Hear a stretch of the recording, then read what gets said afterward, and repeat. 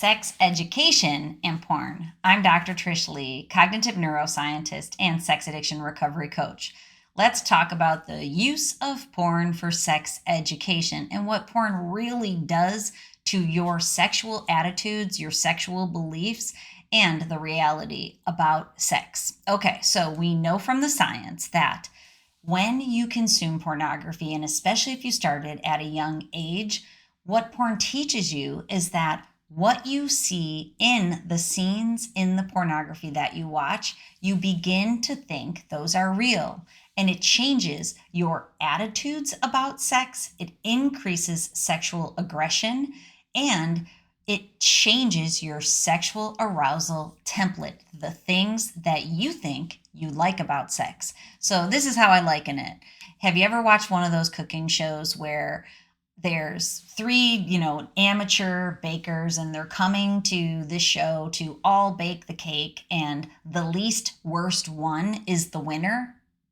So you're not watching Gordon Ramsay. You're not watching Hell's Kitchen here where you have a master chef who's cooking. You're watching people who are creating a distorted version of that cake. None of them are the best version.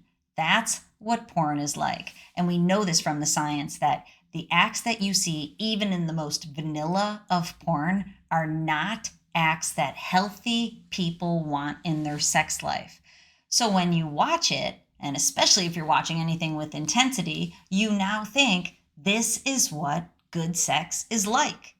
And it takes on this performance aspect of it. So you start to see sex as a performance because you're watching it as a performance instead of experiencing it as an experience. So this really distorts your beliefs and your attitudes about sex. And you don't even know that it's distorting your beliefs. That's the most insidious thing about this is that it's warping your entire thought system around sex without you even knowing. And especially if it started when you were young in your teenage years, you just grow up thinking that these intense performances where a woman likes everything, even though they're violent and they would actually hurt and they go on way too long and you are just there performing and it's a manly thing, that is not a healthy representation of sex. And that actually is the vanilla stuff. So you glean that this is what is good. At the same time, you are becoming aroused by the things that you see. So we know that this is how fetishes start for people. Not really start. It's how fetishes continue for people. Many times fetishes come from something in their past where arousal gets linked to something that they were exposed to, and then they will seek it out in specific genres. But I digress. But the point is that what you watch, your brain is becoming coupled to.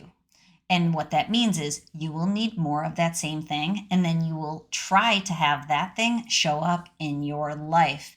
And it terrifies people. People go dark side, and they really become freaked out by the thoughts that their consistent, frequent, and intense porn use gives them, the fantasies that they have. There's many men that are struggling with same-sex attraction right now because they are watching men in a heightened arousal, sexually aroused state. Your brain is being linked neurochemically to what you are viewing on the screen. That is not healthy sex education. Healthy sex education is figuring out what you like sexually, which would be really difficult if you've watched lots of porn. It would be difficult to know what you actually like because of the neurochemical responses, because your brain's been wired and trained based upon what you've been watching. And so then what happens is you need to go figure it out.